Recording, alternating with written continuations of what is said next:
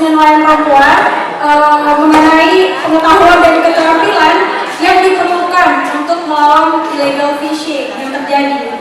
Nah, sebelum kita memulai acara hari ini, saya berikan waktu dan tempat untuk Ibu Sumiati Surbakti selaku Direktur Eksekutif Yayasan Seni Kandi Lestari untuk membuka acara ini dan sekaligus memimpin lagu pembuka untuk hari ini. Untuk Ibu Mimi, waktu dan tempat saya persilakan Ibu.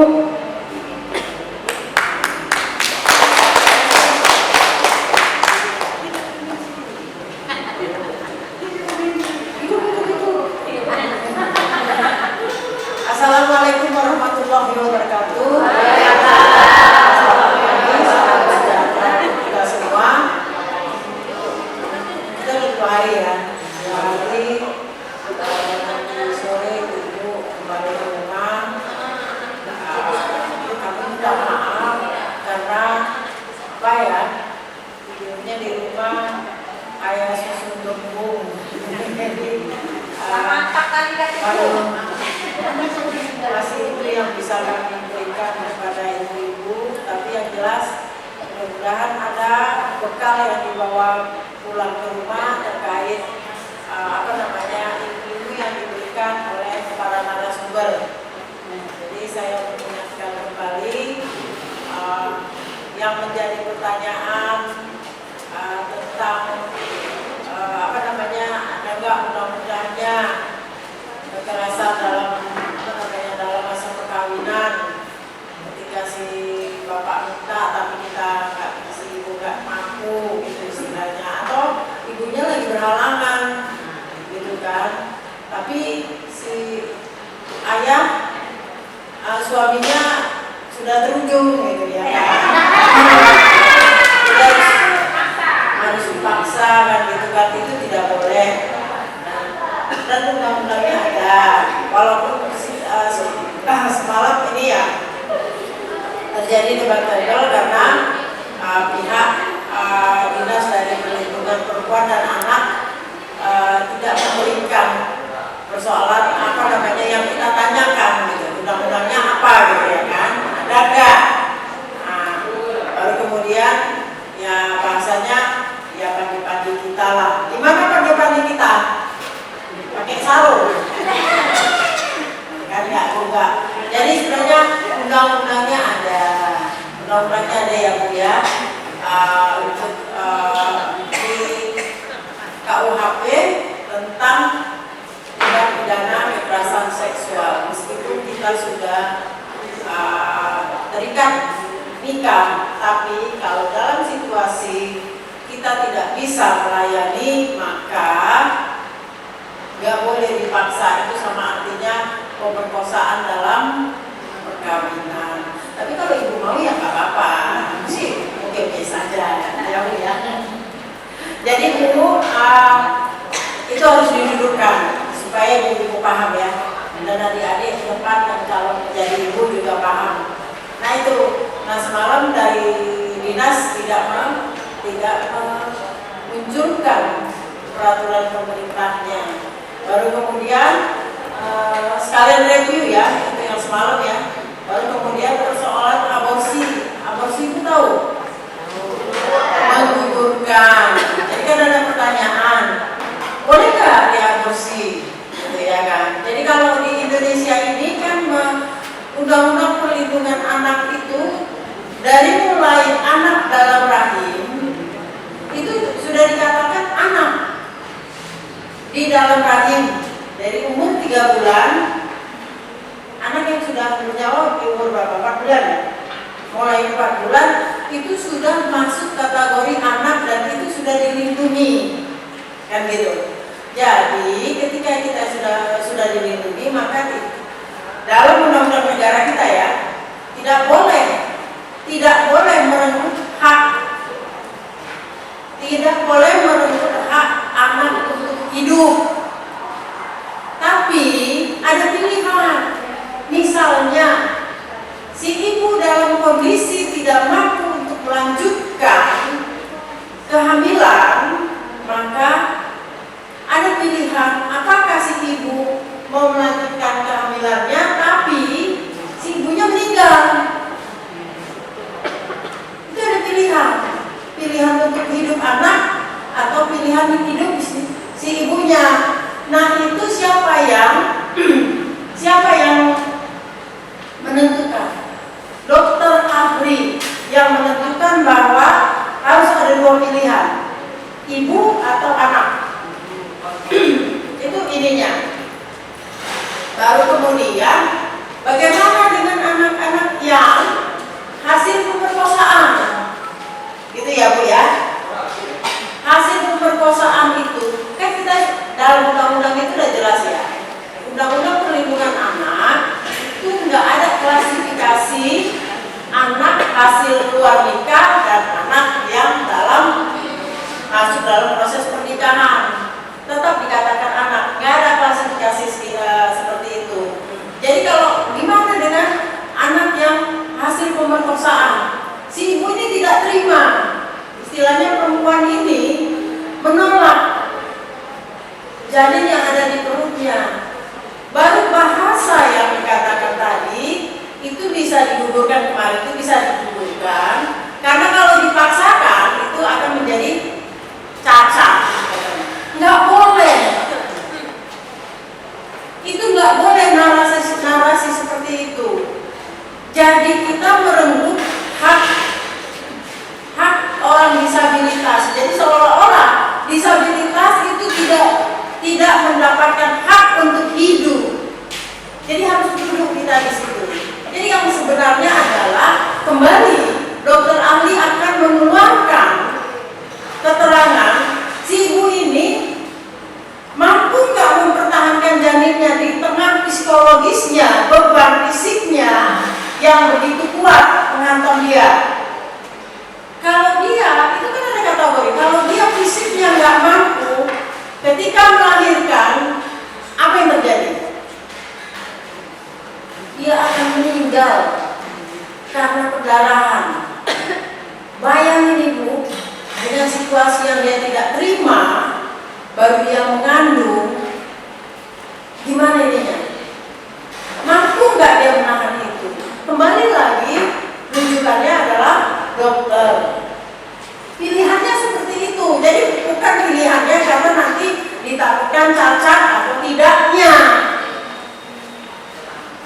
Bahaya itu bahaya. Kalau sebenarnya semalam kalau seandainya ada yang jeli mempersoalkan cacat dan tidaknya itu sangat salah. Karena disabilitas juga punya hak untuk hidup. Jadi poinnya bukan persoalan cacat tidaknya, ya. Poinnya adalah si ibunya, kita perempuan yang mengandung mampu nggak, gitu loh. Kalau nggak mampu, ungkapkan sama dokter. Kalau kita memaksakan diri, kita yang punya tubuh kita yang tahu kemampuan kita. Kalau kita paksakan, orang yang memaksakan harus mampu mengandung dan mengeluarkan anak. Jadinya apa? Pendarahan hebat. Betul nggak Bu? Betul. Kita sama-sama perempuan kan? Betul. Aku sudah diingatkan waktu. Betul Bu, betul. Oke, terima kasih. Nah, terima kasih banyak untuk waktu yang kita jalani bersama. Mudah-mudahan ini menjadi berkah kebaikan untuk kita semua. Jadi mesti ada sesi yang ini lebih santai sih, lebih soft, lebih ini akan ya, kita happy aja ya. Oke. Ya, selamat mengikuti di hari kedua. Terima kasih. Wabillahi taufiq wal hidayah. Assalamualaikum warahmatullahi wabarakatuh.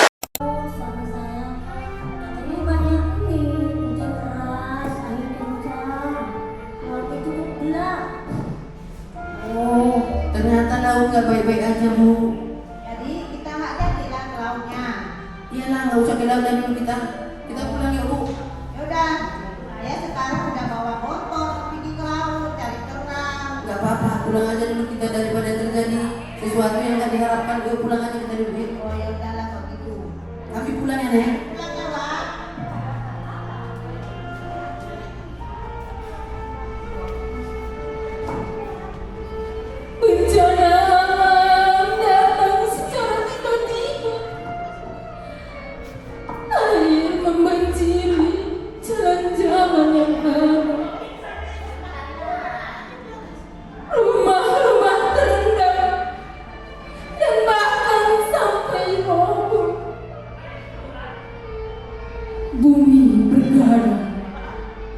langit menangis.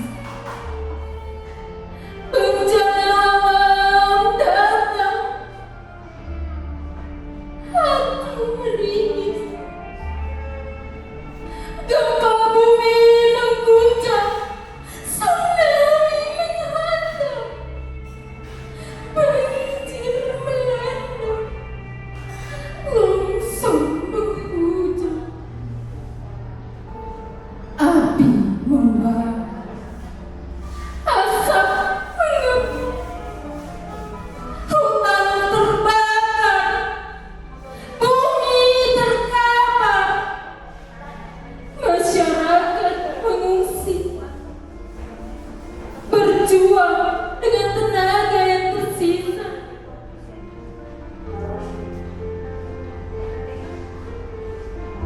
Ibu-ibu, bapak-bapak, anak-anak, balita dan bahkan lansia, semua terkena musibah yang sama. Mereka bertahan, hidup dengan memakan daun mangga dan meminum air hujan yang turun dari langit. Tidak ada pelampung dan tidak ada pertolongan sedikit.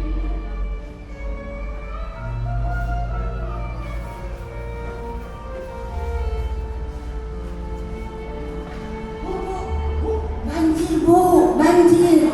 Ayo,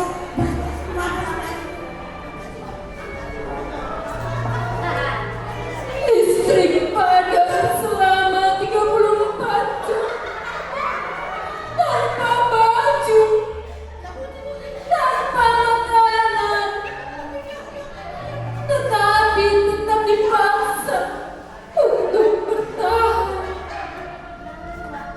Lihatlah kawan, bentelang yang runtuh tak sanggup lagi menahan beban. Berjalan pincang,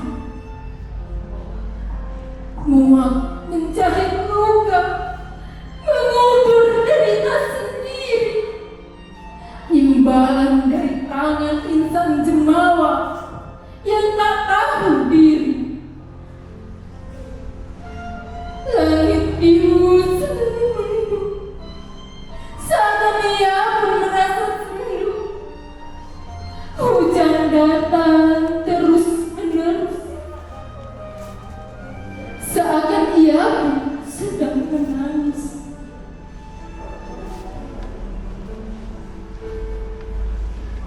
Entah kemana dibawa raga ini, melihat tanah kelahiranku tak seindah dulu lagi. Entah kemana dibawa jiwa ini, tanah kelahiranku penuh dengan tragedi. Tuhan, kami hanyalah insan biasa yang tak pernah luput dari dosa. Tuhan, dengarkanlah permohonan doa kami. Angkatlah semua derita yang ada di bumi pertiwi. Langkah 15 Desember 2020. Assalamualaikum warahmatullahi wabarakatuh. Memimpin lagu pertilian kita, selanjutnya kita akan melihat persembahan tarian dari Pangkal Susu. Waktu yang tepat dipersilakan.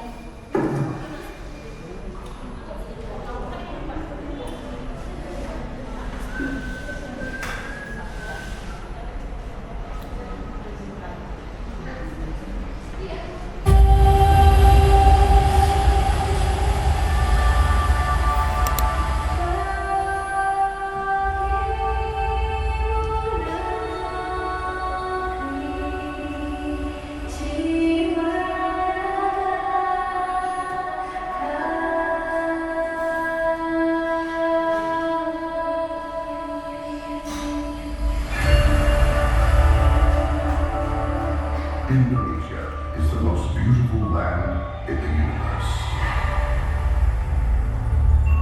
The land where we were born, the nation where we grew up. So many colors that live together in peace. With a million timeless treasures. With an abundance of natural wealth. Indonesia is not just wonderful. Indonesia is a wonderland.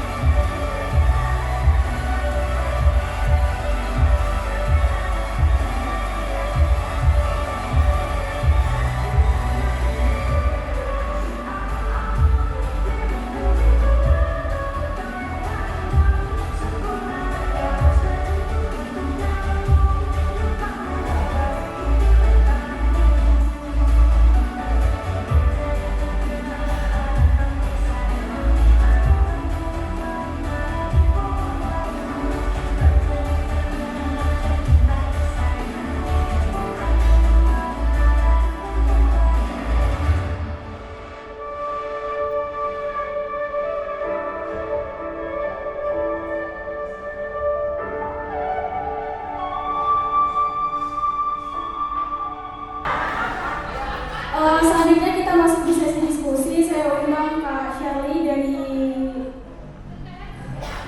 LBHAP dan juga Ibu Wibi Subakti. Sampai lupa kan, saking seringnya ya. Ibu Wibi Subakti dari Yayasan Sri Kandi Lestari. Mohon Bu untuk naik di depan, duduk di depan maksudnya. Penyampaian materi pertama itu akan dibuka oleh Ibu Sumiati mengenai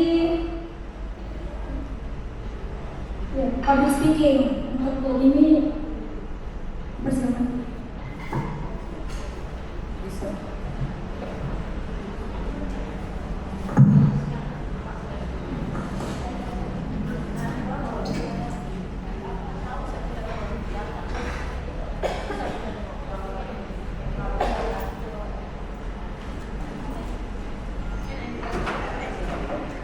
Bu, nggak bosan ya dengar suaraku? Ini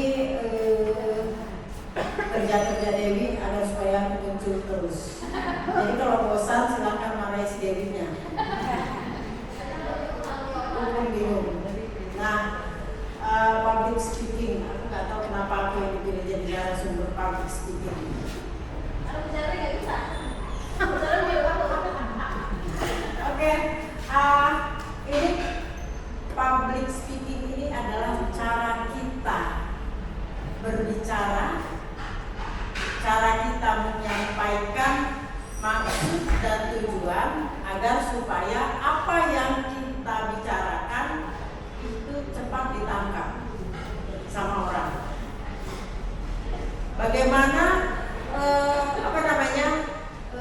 apa yang kita bicarakan itu menjadi menarik, itu bagian dari public speaking. Jadi kadang-kadang ada orang yang mengatakan sesuatu tapi dia tidak menarik, sehingga orang bosan untuk mendengarkannya. Jadi kalau kita lagi bicara, orang ngantuk, itu pertanda bahwasannya apa yang kita sampaikan itu tidak menarik. Jadi kita berupaya semaksimal mungkin agar supaya pembicaraan apa yang kita sampaikan itu menjadi hal yang menarik. Meskipun sebenarnya berita itu biasa-biasa saja, tapi kalau cara menyampaikannya banyak ini loh, padahal gunungnya itu benjolannya itu cuman sedikit ngeri kali benjolannya. Orang pasti gini kan, apa gitu ya kan, rupanya cuma segini, ya kan? Siapa itu? Kan Bu? Siapa itu? Sehingga kasusnya jadi besar. Karena benjolan jerawatnya kecil, bisa kasus besar. Itulah kemampuan cara orang berbicara. Begitu ininya. Lanjut lagi. Ada baik kali loh. Nah ini sering terjadi ya. Perempuan jarang diberikan waktu bicara. Ada nggak bahasa yang pernah dengar nggak? Bukan ada ya. Pernah dengar nggak? Ada yang mengatakan gini nih. Ini yang mengatakan ini pengacara ini. Di postingnya di media ngomongnya gini, daripada berdebat dengan perempuan, lebih baik menguras lautan pakai botol aqua gelas. Bayangin coba, kurang ajar nggak itu? Karena dianggap perempuan itu tidak layak bicara.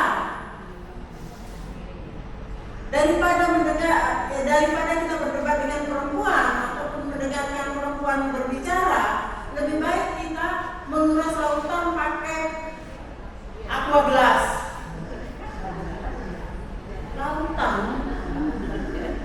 dikuras pakai aqua gelas, itu kan sama dengan nggak mungkin gitu ya kan. Jadi narasinya adalah lebih bagus gak usah didengarkan, karena dianggap perempuan itu tidak mampu berbicara. Itu sering terjadi. Baru kemudian perempuan juga jarang dikasih kesempatan untuk berbicara. Ibu-ibu, mungkin aku memulainya dari Pangkalan Susu ya. Sebelumnya kami punya kelompok laki-laki dan perempuan. Ketika kami gabungkan jadi satu, Bu, yang berbicara hanya yang laki, yang perempuan mana diem. Disuruh, Bu ini gini, nggak tahu.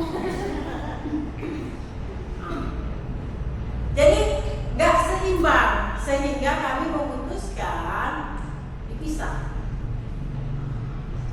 Jadi lebih banyak kami memberi kesempatan kepada perempuan untuk diberi penguatan. Pinter ibu-ibu ini semua, ibu-ibu Pangkalan Susu udah pinter ngomong dan pinter pula orasinya. Semuanya pinter orasi ini, pinter menjawab. Kalau dulu disuruh, Bu ke depan, jangan menjawab, untuk ke depan ke sini aja, enggaklah malu saya. Malu yang lain, Bapak aja. Kalau ada laki-lakinya. Kenapa? Karena sudah terlanjur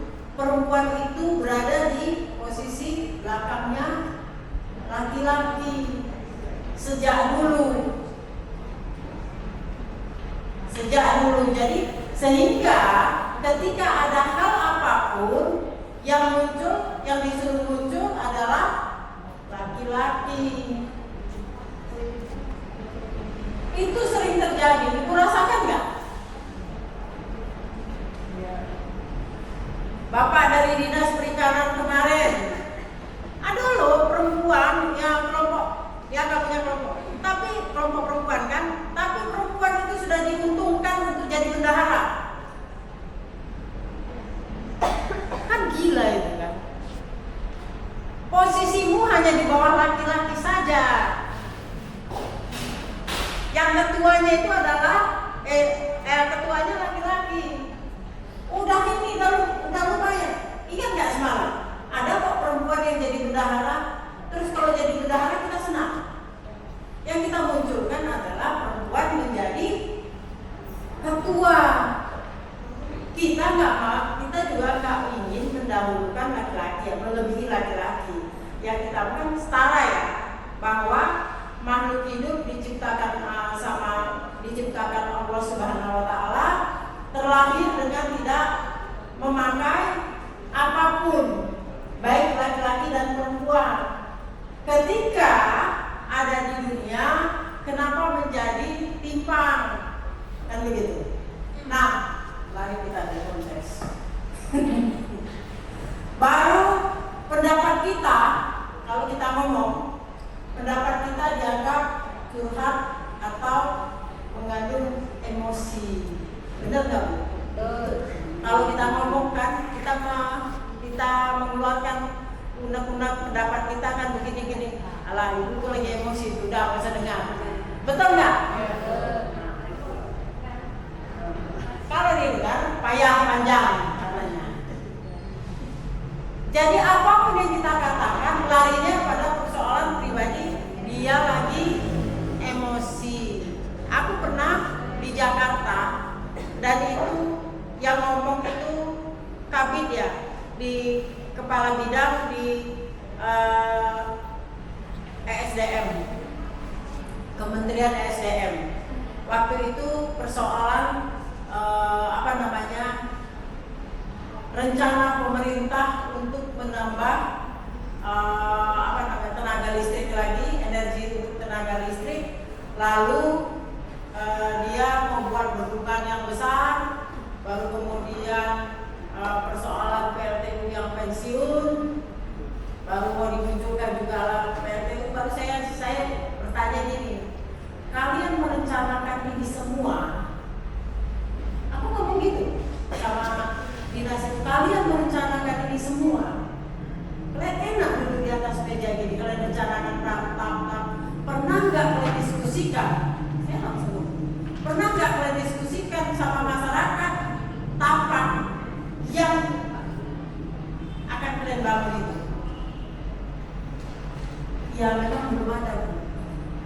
Ya, harusnya kalian diskusikan. Jangan masyarakat hanya menerima musibah yang kalian buat. Marahlah. Baru apa kata kabinnya?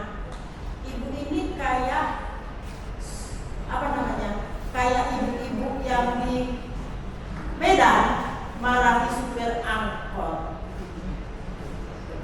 Jadi dianggap supir angkotnya gitu. Jadi seolah-olah apa pendapat saya itu dianggap saya marah, curhat. Padahal enggak, realita kenyataan bahwa masyarakat tingkat tapak harus menerima apa adanya. Baru kalau untuk pensiun dini, ada nggak kompensasi terhadap masyarakat yang sudah dirusak penghidupannya, dirusak sumber daya alamnya? Nggak ada. Kemana otak kalian? Aku bilang, ada nggak perasaan kalian? Itu aku bilang, itu aku langsung ngomong di Dinas Kementerian ESDM. Merasa aku nggak dipanggil lagi. Setelah itu, nggak dipanggil lagi. Nah itu salah satu ketika kita menyampaikan pendapat itu dianggap curhat dan emosi. Jadi yang namanya emosi nggak perlu didengarkan. Nah itu lagi. Kalau orang lagi emosi nggak usah didengarkan. Karena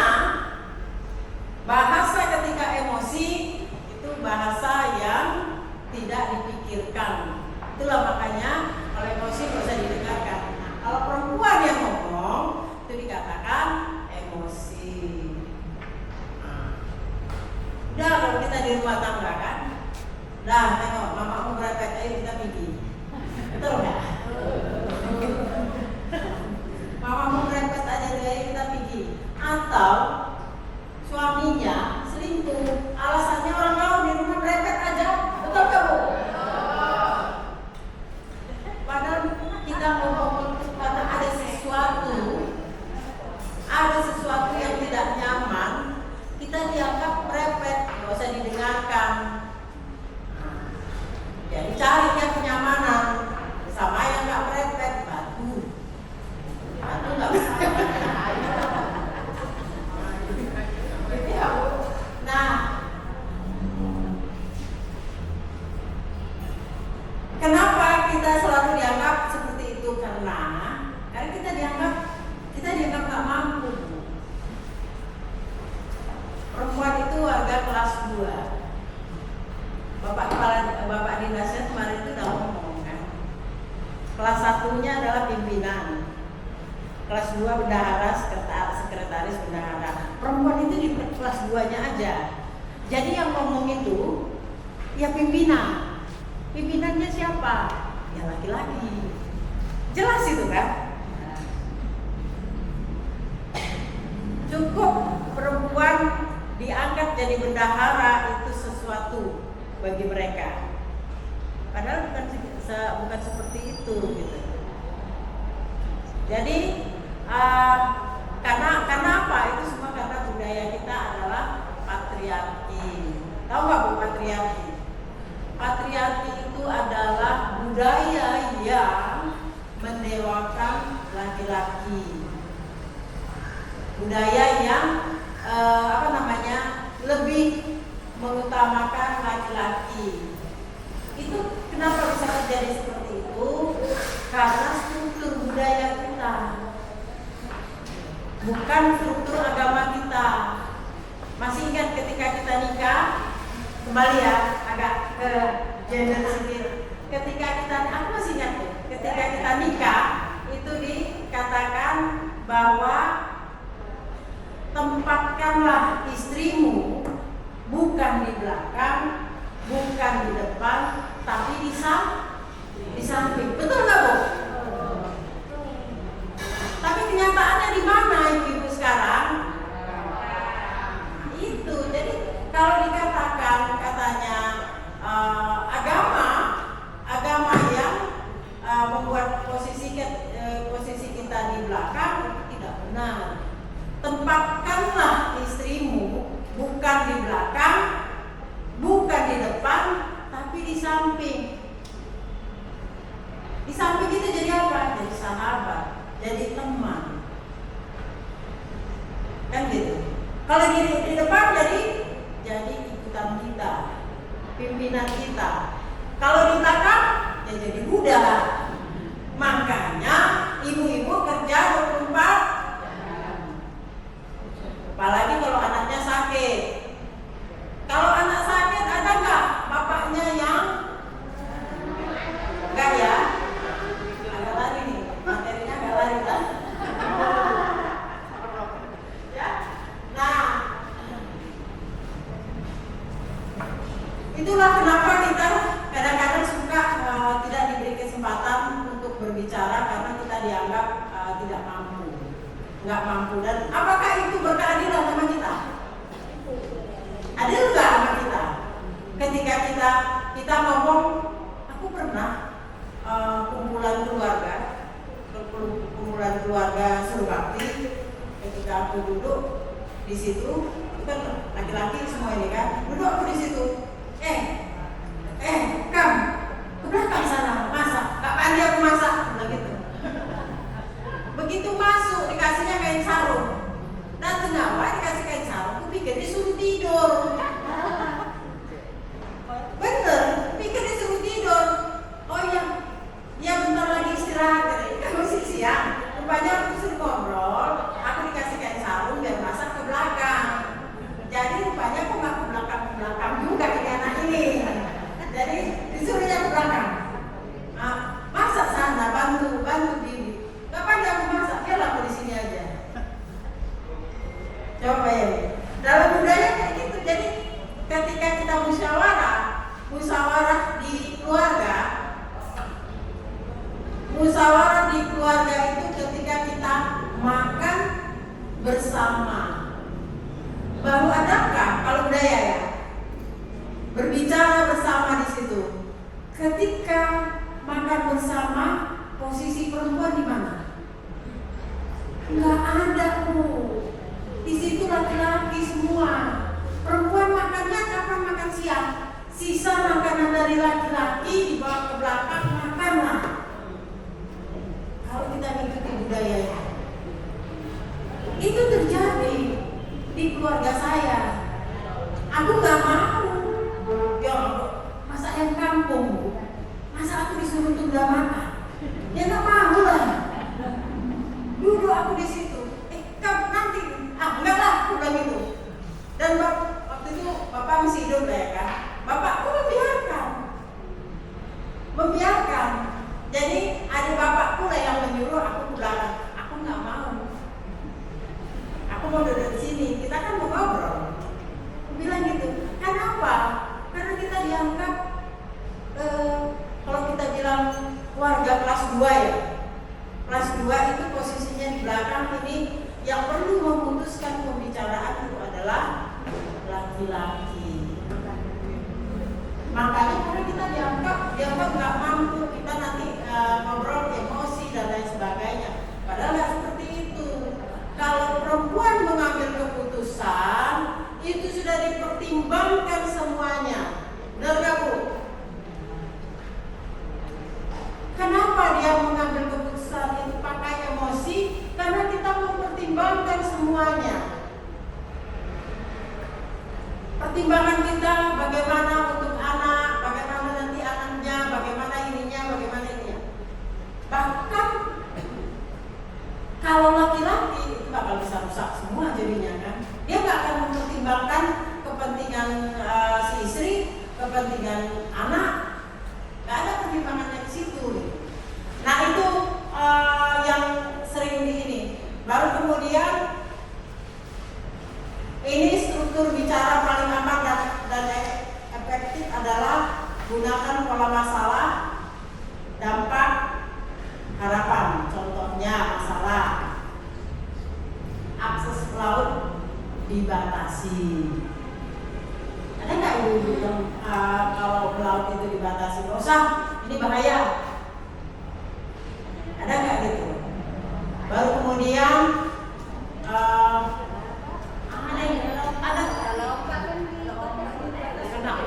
karena ombak.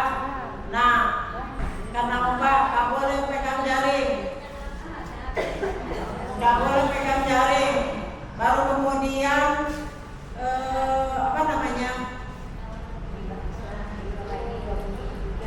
yang mana, Bu?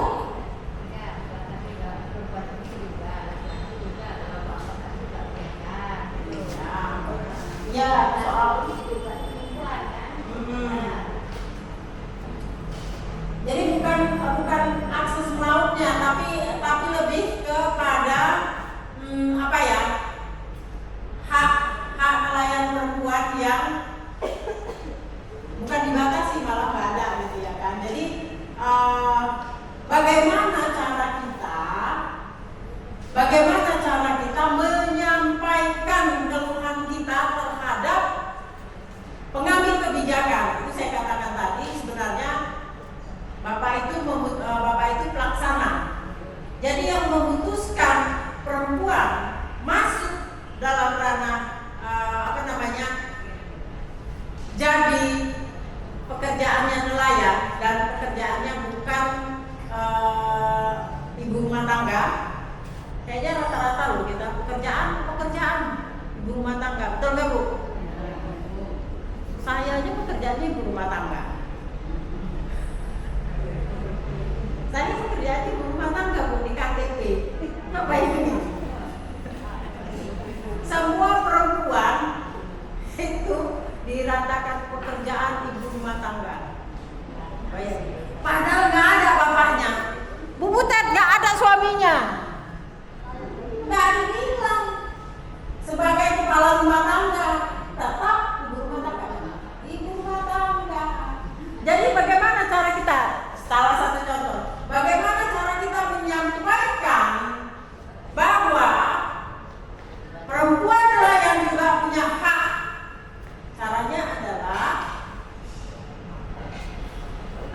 audiensi ke DPRD.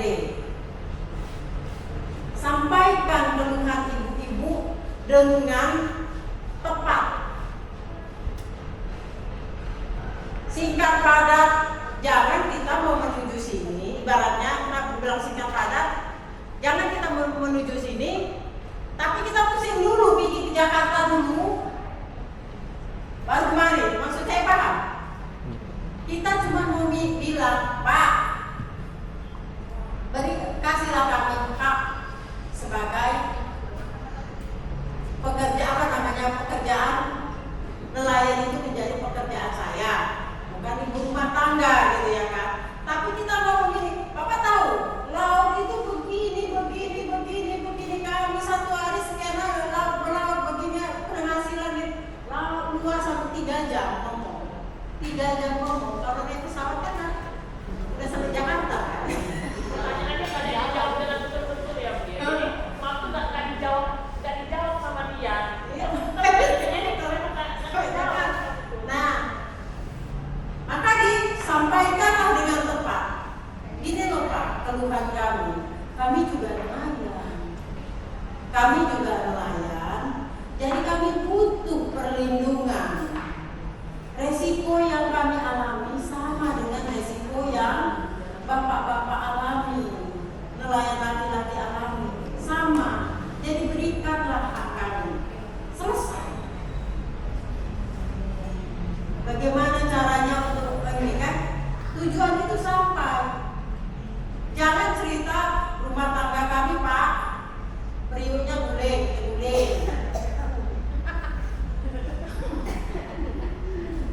Itulah yang kenapa dikatakan jadinya curhat dia.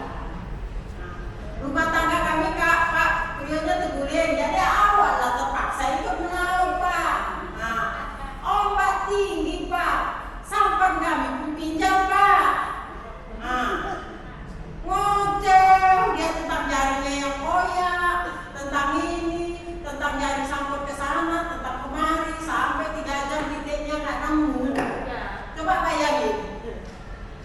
Titiknya hanya persoalan saya mau mendapatkan hak sebagai dicantumkan di KTP sebagai perempuan pekerja nelayan.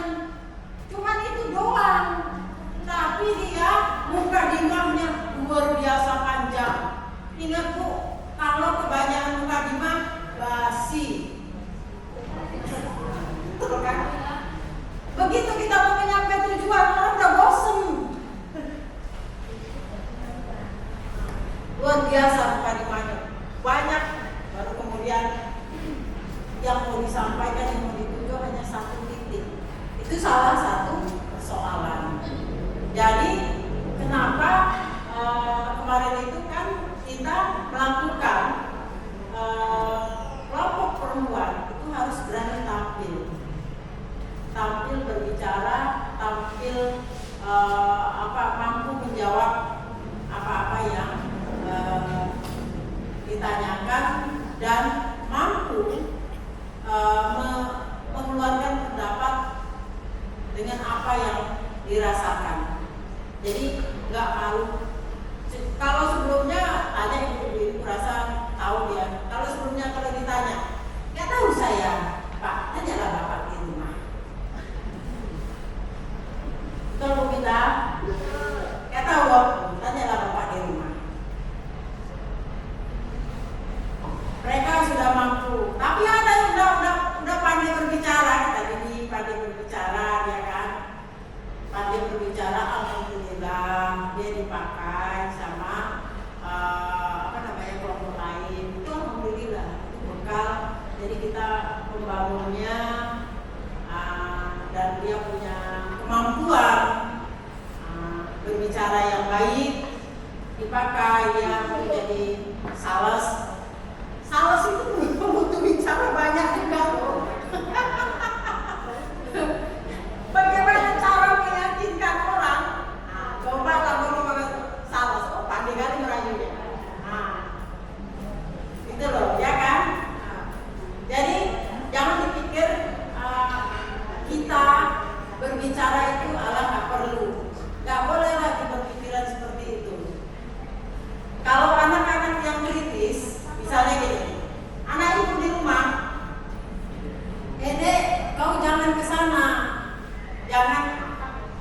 jangan main ke karet itu.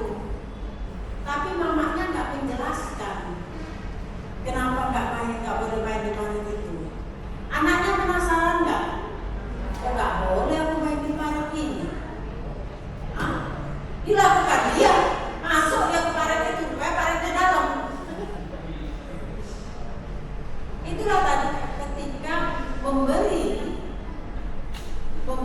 pengetahuan, memberi berita yang tidak lengkap. Dek, jangan masuk di situ, Dek, karena itu karetnya dalam sekali dan nanti nggak bisa berenang. Nah, waktu itu pernah saya contohkan di saya ya, anakku yang paling kecil itu ngomongnya dilarang sama neneknya bersiul. Baru neneknya ngomong gini, hei, anak perempuan nggak boleh bersiul. Kenapa banyak kalau anak perempuan bersiul? Jawab. Neneknya balik badan, anakmu nggak bisa dihilangin mikir.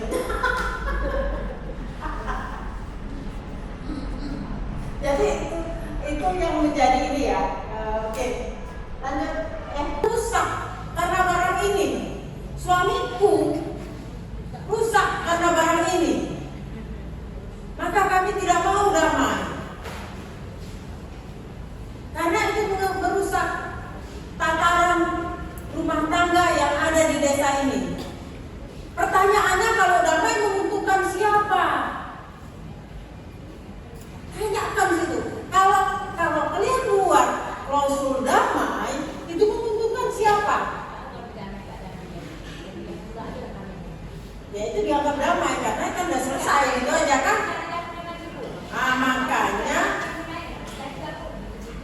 Nah, makanya ngomong secara tegas kepada Kades dan perangkatnya berani berbuat begitu karena kalian diam semua. Betul nggak? Karena diam semua. Coba di Kuala Serapu, nggak berani Kadesnya. Banyak kali di Kuala Serapu yang Kades bicara. Betul nggak Bu? Ada yang bicara kiri masuk karet. Ada satu yang merehabilitasi, satu mau merusak, ya kan? Semua mau ambil peran. Kalau kalian ya diam-diam aja, ya Kades ya akan ambil peran. Apa yang kita bilang? Nggak mungkin juga karena aku yang cakap di sana bukan dia sambung. Jangan kan aku cakap di sana. Kasih bantuan ke desa lain aja aku ditanya, orang mana? Ya kan? Ibu orang mana? Coba. Itu dia. Baru kemudian ini dia. Ini kadang-kadang ibu ini suka grogi nih kalau ngomong, betul nggak? Kalau pertama grogi dimaklum ibu. Pertama, kedua, ketiga grogi nggak apa-apa. Semua orang maklumi, tapi selanjutnya Bu, yakin dan percaya ibu nggak akan grogi lagi. Saya memulainya, grogi saya. Sejuk, dingin, deg-degan dan lain sebagainya. Betul kan Bu? Itu karena terus dilatih. Nah ibu prepare sama anak ibu aja kok nggak grogi. Nah tetangganya kan banyak, nengok kok nggak grogi. Kok nggak grogi gitu. Nah pertama kita tampil, bukan pertama, kita tampil itu tidak harus sempurna. Saya nggak sempurna. Nggak sempurna saya hobinya pakai jeans. Sampai orang-orang kan bingung kan, ini laki-laki atau perempuan, betul ya Bu? Saya akui itu. Tapi yang penting bagi saya bisa jalan. Kan gitu ya kan. Ini apa namanya? Preman kali ya, preman. Ibu ini begini. Enggak apa-apa Bu. Orang berhak menilai. Kalau kita ngikuti kata orang, kita nggak bisa berkembang, Bu. Nggak perlu kita tampil sempurna, tampil apa adanya. Kadang-kadang orang lebih terkesan dengan apa adanya, bukan ada apanya, ya Bu. Jadi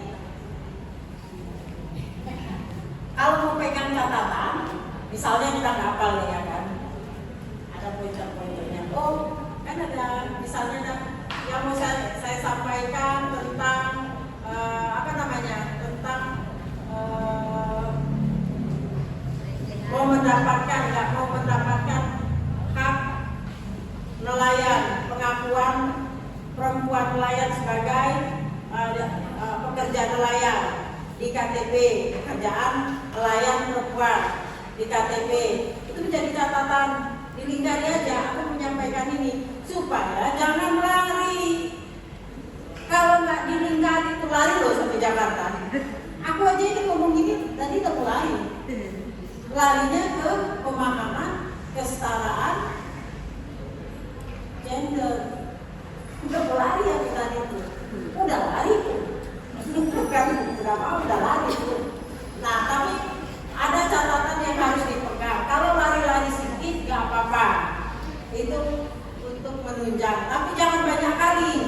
Kalau banyak kali ujungnya nggak fokus, baru kemudian nggak tersampaikan makna dan tujuannya, gitu loh.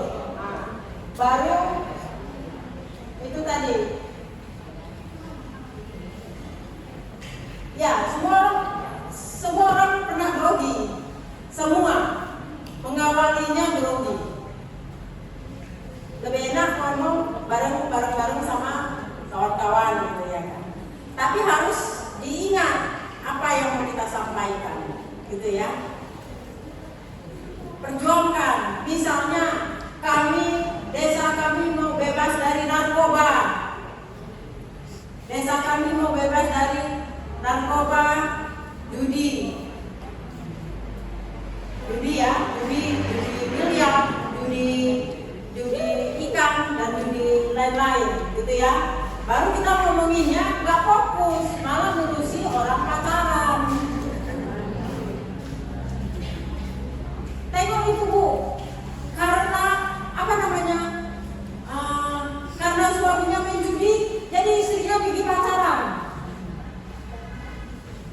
Itu bisa dipakai untuk dampak itu maksudnya akibat yang ditimbulkan dari perbuatan terlarang yang mau kita usulkan untuk ditiadakan. Dampak ketidaknyamanan. Jangan musilit kasus yang lain.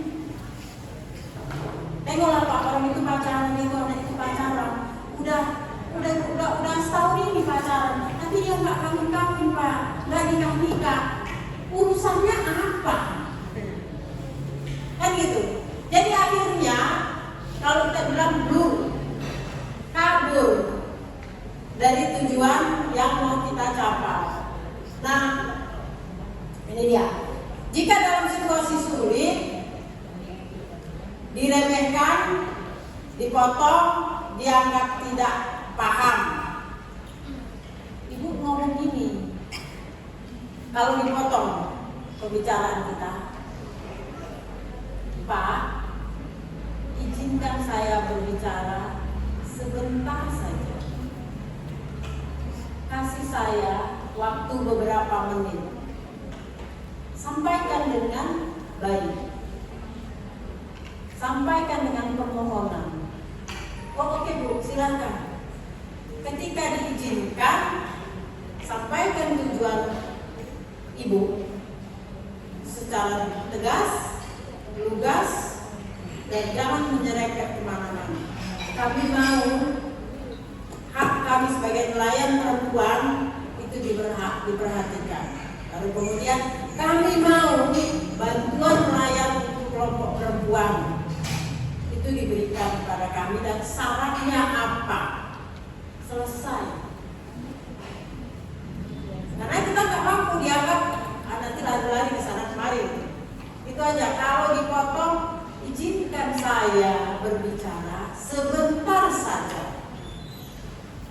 Ibu ya. Sebenarnya biang ketidakberanian itu adalah grogi, betul nggak? Kalau ibu grogi, zikir. Kalau kita yang Islam, zikir. Kalau saya selalu ya Allahu Akbar, Allahu Akbar. Minta kekuatan dari yang kuasa. Itu spiritualnya ya. Ya. Baru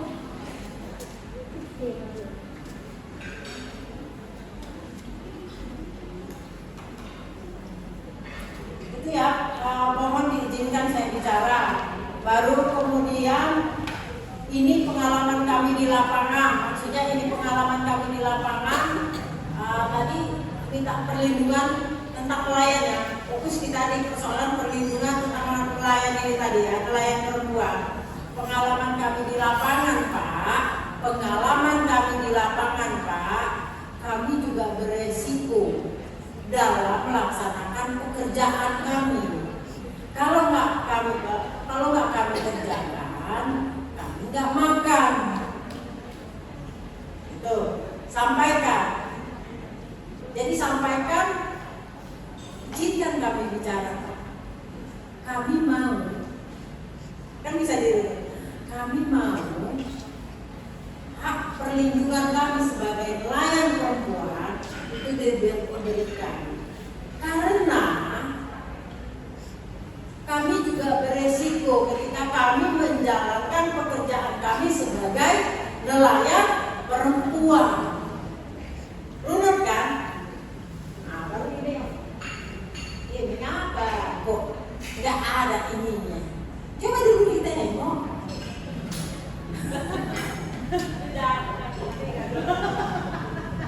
Lah, baru kemudian udah sampai gini. Saya ulangi lagi ya. Kami mau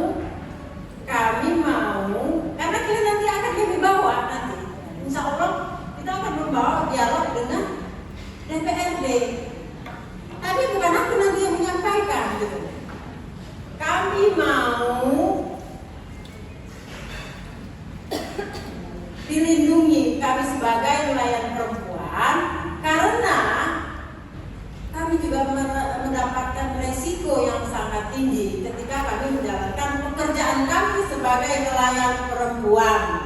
Dan kami siap berdialog secara terbuka dengan bapak-bapak dari dinas manapun dan bapak-bapak DPRD yang akan mengusulkan supaya kalian menjadi pekerja nelayan perempuan.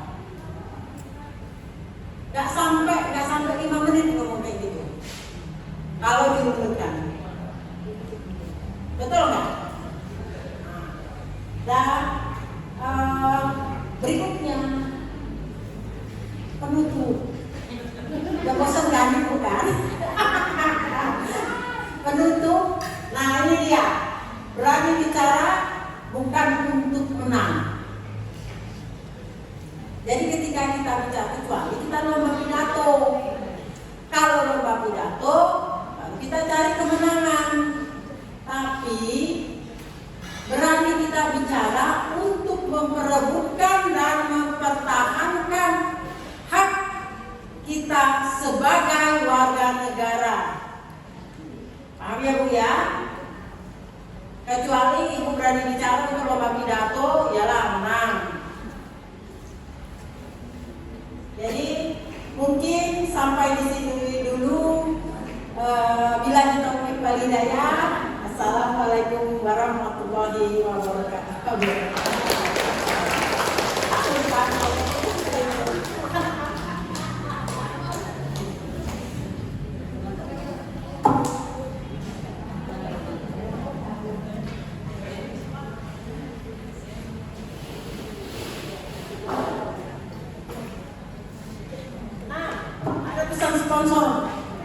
Pesan sponsornya secara makan siang sejenak ibu-ibu praktek berbicara seperti yang saya sampaikan tadi.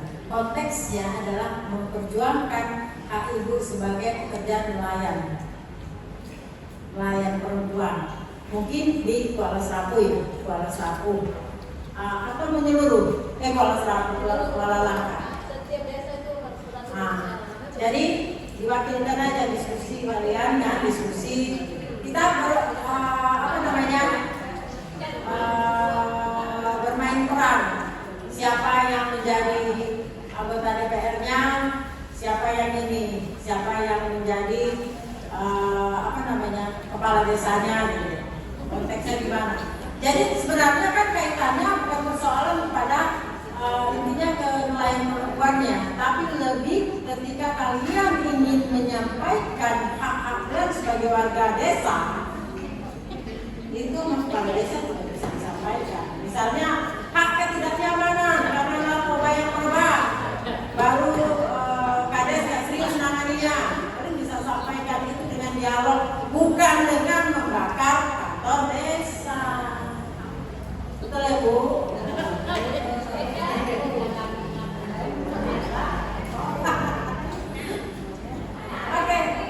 Saya serahkan sama ini.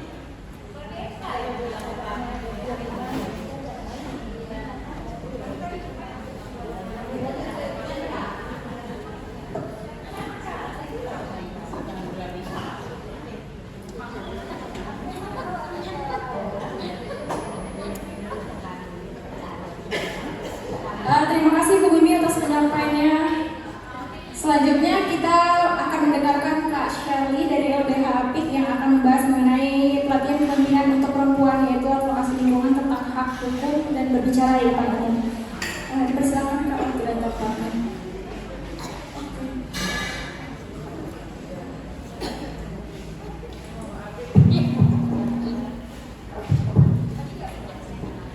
Assalamualaikum warahmatullahi wabarakatuh. Tadi bicara tentang bagaimana kita mengelola pendapat. Berarti kalau saya masuk kepada materi advokasi, berarti bagaimana kita menyampaikan pendapat untuk melakukan perubahan. Jadi pertanyaannya, apa yang membedakan advokasi dengan kegiatan seperti hari ini, pelatihan, workshop, seminar, dan sebagainya? Kira-kira apa sih yang membedakan advokasi dengan pelatihan, dengan workshop, dengan seminar?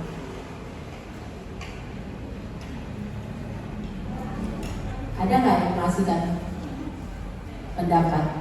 Ini latihan langsung nih untuk bicara memberikan pendapatnya kan? Ada? Memberikan pendapat bukan berarti harus benar. Itu yang kita, oh ini pendapat saya. Bicara tentang diterima atau tidak, itu bukan goalsnya, tapi mengeluarkan pendapat. Benar atau tidak, bukan itu goalsnya, tapi mengeluarkan apa yang menurut kita hari ini, oh ini yang saya tahu.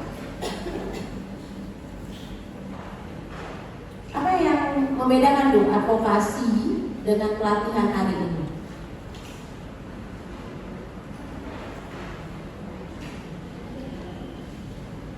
Atau apa pentingnya advokasi bagi perempuan atau isu-isu kekerasan terhadap perempuan?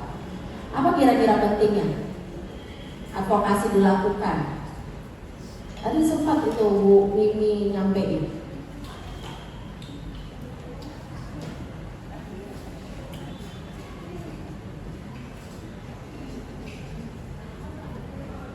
Berani mengatakan pendapat.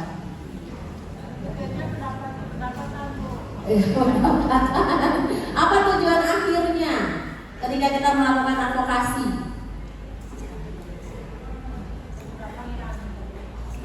Tadi saya udah nyampe nih. Oke, lanjut Kak. Advokasi itu kalau dalam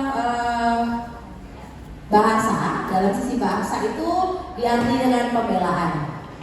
Ya, advokasi adalah upaya sistematis, sistematis dan terorganisir untuk mempengaruhi dan mendesakkan terjadinya perubahan kebijakan yang lebih baik untuk masyarakat. Jadi advokasi itu pembelaan untuk melakukan perubahan, tapi dilakukan secara sistematis dan terorganisir. Itulah advokasi. Oke? Mengapa perlu dilakukan advokasi? Karena adanya masalah yang timbul, adanya ketidakadilan atau tidak terwujudnya situasi ideal yang diharapkan. Apa yang diharapkan? Goalsnya apa? Gitu loh. Ya, tujuannya. Terus advokasi menjadi alat atau cara untuk melakukan perubahan tatanan di masyarakat yang lebih adil dan demokratis. Tadi itu Kak Mimi udah cerita tentang hak-haknya perempuan, ya kan? Hak perempuan seharusnya dalam hak berbicara. Hak berbicara milik siapa? Hanya milik laki-laki? Iya, perempuan berbicara juga, gitu itu haknya, gitu. Iya, perempuan itu Harus didengar, harus adil kan? Nah, harus seperti itu. Bagaimana caranya? Diadvokasi, ya kan? Biar supaya keinginannya apa? Apa yang mau diinginkan? Misalnya nelayan tadi, cerita contohnya nelayan tadi ya. Nelayan tiba-tiba tidak bisa melaut. Kenapa nggak bisa melaut? Oke, karena alasannya ombak. Masih logika. Kenapa ombak? Terus kira-kira kalau terjadinya nelayan perempuan nggak bisa nelayan karena ada ombak, kira-kira ada nggak solusinya agar nelayan perempuan tetap berpenghasilan? Solusinya apa? Gitu. Itu yang harus diadvokasi, itu yang harus dibuat perubahannya. Jangan perempuan karena karena ombak dia tidak berpenghasilan, tapi laki-laki tetap berpenghasilan. Itu yang harus dirubah, biar supaya setara, tapi disesuaikan dengan kondisinya. Kondisinya oke, perempuan mau mempunyai mungkin keterbatasan berhadapan dengan ombak, berarti harus belajar untuk berhadapan dengan ombak. Benar gak? Karena apa perempuan tidak mau bicara? Karena tidak terbiasa. Sebenarnya teori diam itu bukan berarti setuju. Sepakat Ibu kalau teori diam itu setuju?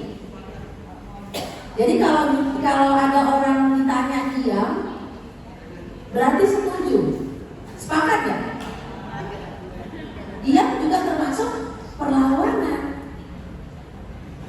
Bukan berarti diam itu setuju. Oke?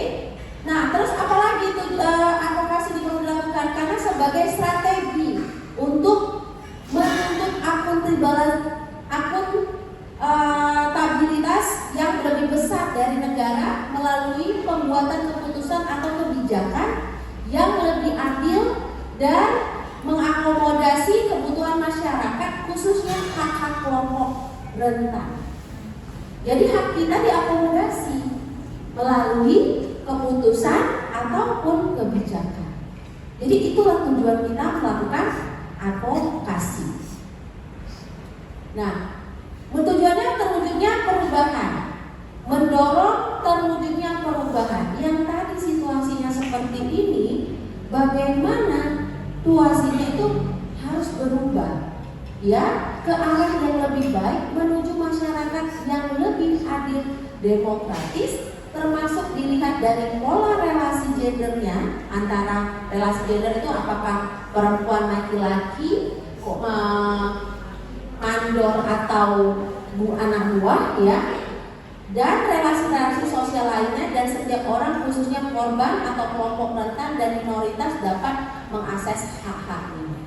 Itu tujuannya, melakukan perubahan. Oke. Siapa saja yang akan melakukannya? Ya, bisa dilakukan oleh siapapun. Kalau di sini karena saya korban, kami sebutnya dengan korban ya. Tadi kalau kasusnya semalam cerita tentang perempuan dipaksa untuk melayani, itu termasuk korban kan? Ya.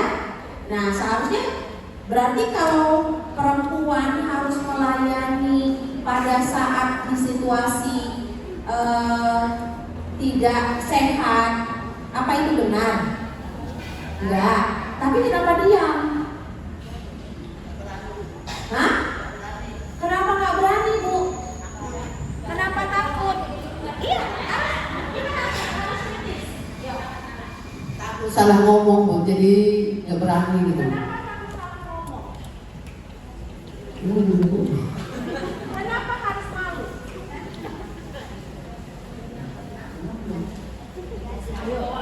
Mungkin karena biasa kalau Karena nggak biasa. karena kita tidak tahu ilmunya. Benar? Nggak tahu ilmunya, kita hanya mendengar. Nah, tafsirnya, tafsir agamanya. Kalau menolak, benar? Iya, yang dibawa itu kan? Apa yang dibawa? Coba bantu saya agak sulit mengingatnya. Apa yang dibawa dalam tafsir agama? Tafsir agama ya, bukan ajaran agama, tafsir agama. Apa yang dibawa? Kenapa, Bu? Iya, nggak apa-apa, kita berbagi. Kita bukan cari benar tapi kita berbagi. Maksudnya melawan, menolak, berdosa. Menolak karena apa? Iya, hukumnya yang mana? Katanya. Pernah baca nggak? Pernah baca nggak? Katanya. Kalau kita mau lihat sejarahnya aja lah. Hadisnya itu mengatakan kalau kamu menolak ketika 40 hari 40 malam itu dilaknat ya? Ya kan? Itu ya? Hah? Iya, betul. Berapa? Tidak mencium bau surga katanya. Pernah dengar ayat itu? Pernah baca langsung hadisnya, sejarahnya? Ustaz mengatakan, pernah nggak ibu tanya, kenapa itu hadis bisa keluar? Kenapa itu sejarahnya bisa keluar? Nah itu dia, pertanyaannya adalah, tadi katanya ketika bersuara takut. Tuh. Terus takut kenapa? Takut salah. Yang mana yang salah? Ya, kalau ada yang salah berarti harus diperbaiki. Benar? Kalau salah harus diperbaiki dong. Ya kan? Itu kan kuncinya. Yang salah diperbaiki.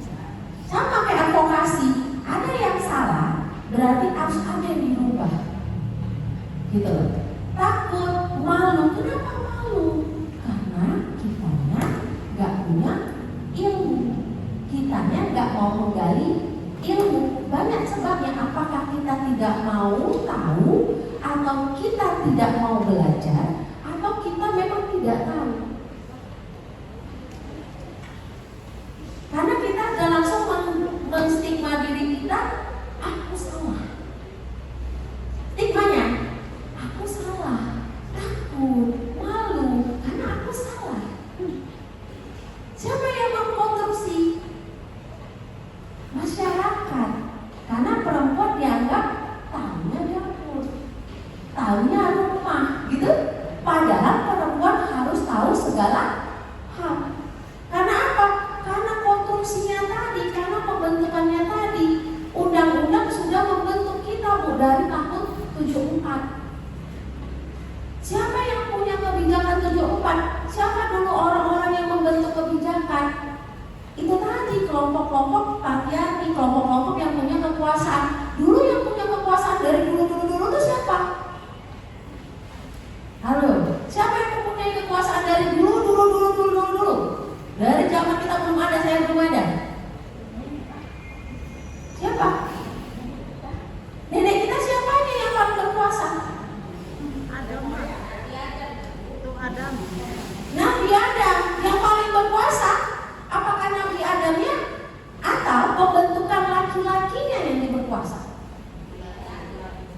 laki-lakinya yang dibentuk, yang dibuat bahwa laki-laki yang paling berkuasa, sehingga kebijakan pun dibuat sesuai dengan laki-laki, tidak didengar suara perempuannya. Karena apa? Karena dianggap bahwa laki-laki lah yang mewakili perempuan. Benar nggak kira-kira laki-laki yang mewakili perempuan? Kalau gali lagi tentang agama, masa nabi kita terakhir datang, ini semua ya. Ya, nanti kalau yang ada di Kristen, saya bicarain Kristen lagi gitu. Saya biar harus bisa mengembangkannya lagi. Itu adalah, makanya kan pembelajarannya itu ketika mau membuat aturan itu yang dilibatkan siapa? Perempuannya. Ya, pengajian juga kan khusus perempuan. Terus kalau untuk buat kebijakan perempuan yang ditanya. Kalau dulu masih bisa bicara, bayi-bayinya ditanya. Hukum dulu ada anak yang mau dibunuh atau apa, anaknya ditanya kan? Karena dulu bayinya bisa bicara zaman dulu. Pendapat itu semua boleh.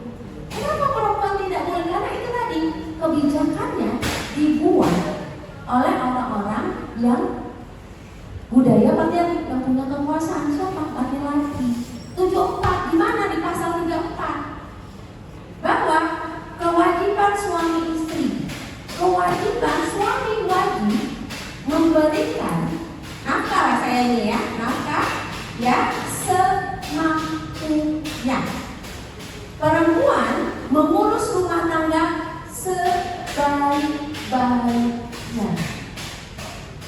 Jadi perempuan yang baik adalah perempuan apa Bu? Nah, ini yang di rumah kata ibu ini. Perempuan yang baik yang apa Bu? Ibu ini kan yang di rumah, yang baik? Hah? Soleha. Terus perempuan yang baik yang apa lagi? Di rumah soleha. Taat sama suami. Taat sama suami. Perempuan yang baik apa lagi? Hah? Ya, yang memberi manfaat. Berarti kan banyak relatif tentang baik. Benar? Jadi kalau perempuan yang nggak memberi manfaat, termasuk yang baik nggak? Hah? Kalau dia tidak memberi manfaat, termasuk yang baik nggak? Kalau dia nggak mau, termasuk yang baik nggak? Jadi yang baik itu kata siapa? Yang baik itu punya apa ya? Punya standar siapa? Standar siapa yang baik itu? Standar suami. Itu kan pemikiran suami, semua itu nggak baik. Oke, ya kan? Kita sudah dibentuk seperti itu sehingga perempuan itu tadi yang dibilang Kak Mimi, nomor 2. Kalau bicara itu dianggap curhat. Kalau bicara dianggap emosional, bukan memberikan pendapat. Itu dia satu. Terus ketiga, paralegal sebagai pendamping korban. Siapa aja tadi? Korban, kelompok masyarakat. Terus ada paralegal sebagai pendamping korban dan pihak luar lainnya dari kelompok masyarakat, yaitu kita. Oke, selanjutnya indikatornya korban dan kelompok minoritas. Siapa minoritas? Perempuan termasuk minoritas kan? Ya, termasuk ya. Oke. Korban, oke. Dan kelompok minoritas memperoleh akses atas layanan terkait kasusnya dan hak-hak dasar lainnya secara terpadu dan terintegrasi. Adanya kebijakan atau perubahan kebijakan yang lebih baik di level aturan perundang-undangan dalam bentuk mekanisme atau kebijakan internal suatu lembaga SOP, suatu lembaga seperti SOP, Perkap ya. Jadi berdasarkan aturannya. Indikatornya gitu harus punya aturan. Lanjut.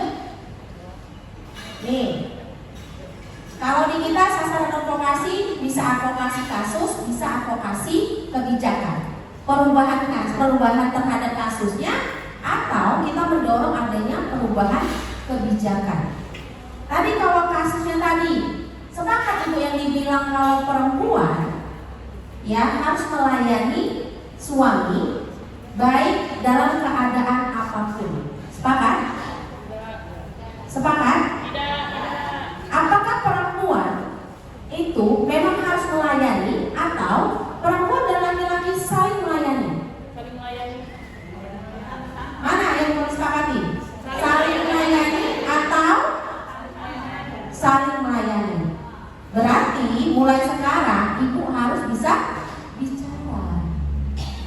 Bang, kalau aku sakit berarti abang yang gantian. Abang kawin lagi, aku pun bisa kawin lagi, ya kan? Benar nggak? Benar kan? Ya kan? Tapi dalam agama aku nggak bisa poliandri. Abang boleh poligami. Bukan berarti abang kawin lagi, aku pun harus kawin lagi dengan 2 suami. Enggak kan? Kayak gitu kan, Bu? Nah, itu dia harus tahu ya. Jadi tetap berarti saling. Ya? Oke, lanjut. Tahapannya.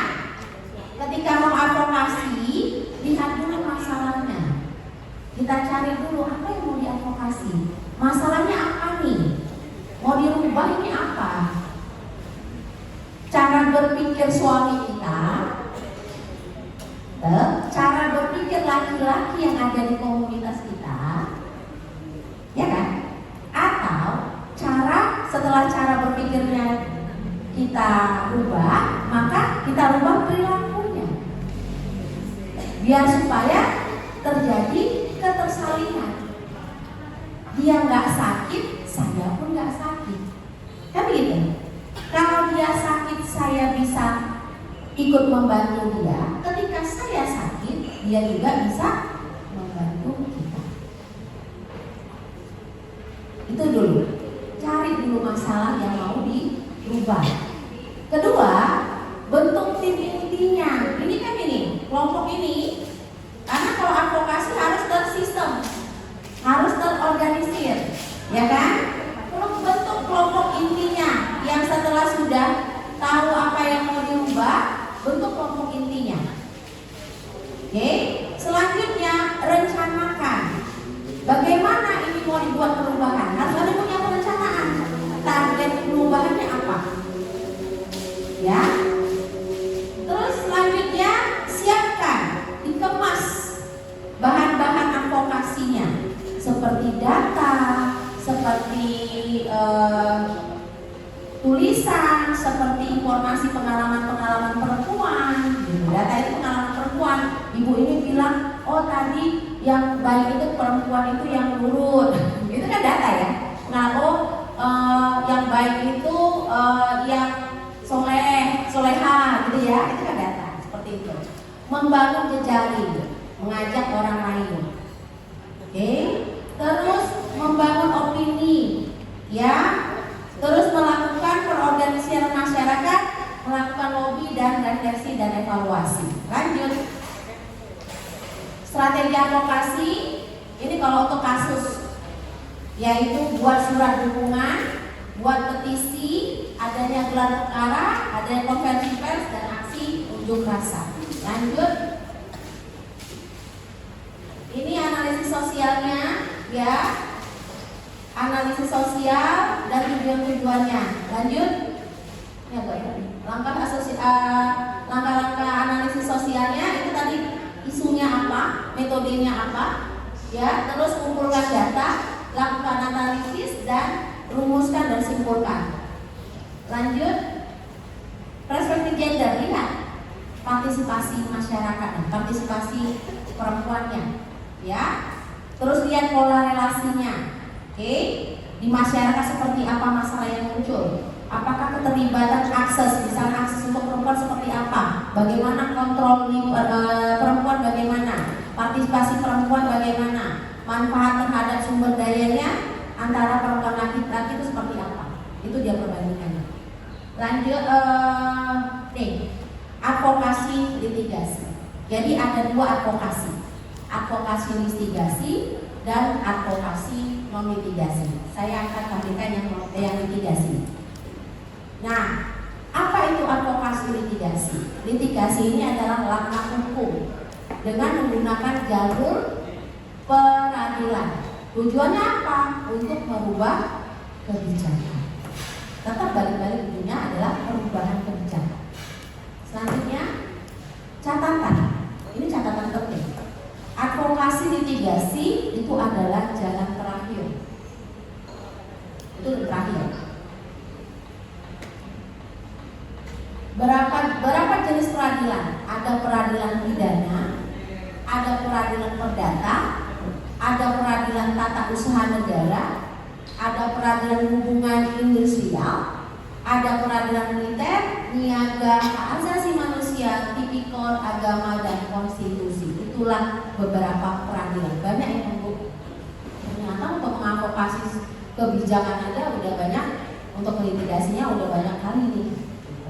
Ya, selanjutnya apa saja tingkat peradilan? Ada pengadilan tingkat pertama, pengadilan tingkat banding itu masuknya ke pengadilan tinggi.